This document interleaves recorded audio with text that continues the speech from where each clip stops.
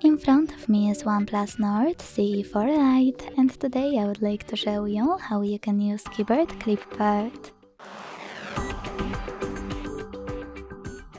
Begin by launching your keyboard and clicking on Clipboard at the top of it. Then to activate it, use this switcher at the top right corner. And go back to standard keyboard thanks to this arrow at the top left one. Following that, you need to copy or cut any text. And to paste it right away, click on it at the top of your keyboard. To paste it later on, you need to click on Clipboard and tap on it here. To pin it, use this pen at the top right corner, click on your text and use pin icon.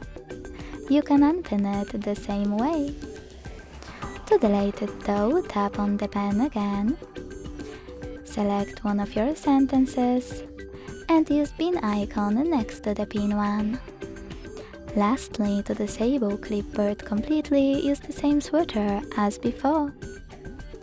Thanks so much for watching. If you enjoyed this video, leave a like, comment and subscribe. Bye!